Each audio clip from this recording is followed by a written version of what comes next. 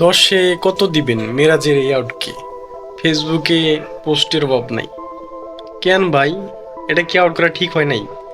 সালমান আলী আগাকে কে বলছিল সে পিচের বাইরে এবং বল খেলার মধ্যে? তখন সে নিজে ভেতরে না গিয়ে বল করিয়ে হাতে দেওয়ার প্রয়োজনটা কি? আগে নিজে সেভ হতে হবে ভাই, তারপরে তো বল দিবেন। এটা কি আপনি কিভাবে দেখতেছেন? এটা কি আউট করা কিভাবে ঠিক হয় নাই?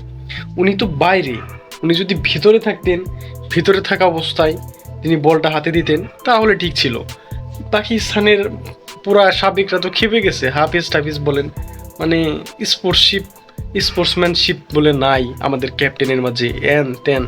আপনাদের ক্যাপ্টেন বাইরে দাঁড়িয়ে থাইকা নিজে সেফ না হয়ে কেন আমাদের বল করাই দিতে বলছে? আমরা বলছি ভালো বল করে দিতেছে ভালো, আগে নিজে তো সেভ হতে হবে ভাই।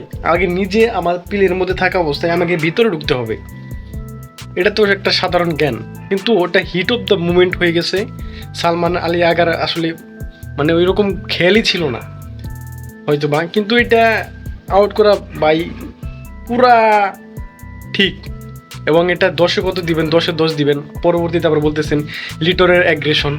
সালমান আলী আগে আগে অ্যাগ্রেশন দেখাইছে, তারপর লিটন মিরাজ অ্যাগ্রেশন দেখাইছে। অ্যাগ্রেশন দেখাবে না ভাই, আমাদের মাঠে এসে আমাদের অ্যাগ্রেশন দেখে চলে যাবে, ছেড়ে দিব আমরা? মানে এইরকম দেখতে চান আপনারা?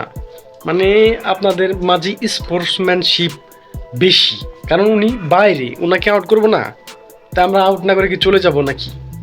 এরকম হয়তো যে বোলিংয়ের সময় আমরা পিচের বাইরে গেছে আউট করে দিলাম, শেষ। উনি তো বাইরে, ওনাকে আউট করা কেন ঠিক হবে না? এই উত্তরটা আপনারা প্লিজ কমেন্টে বলে যান।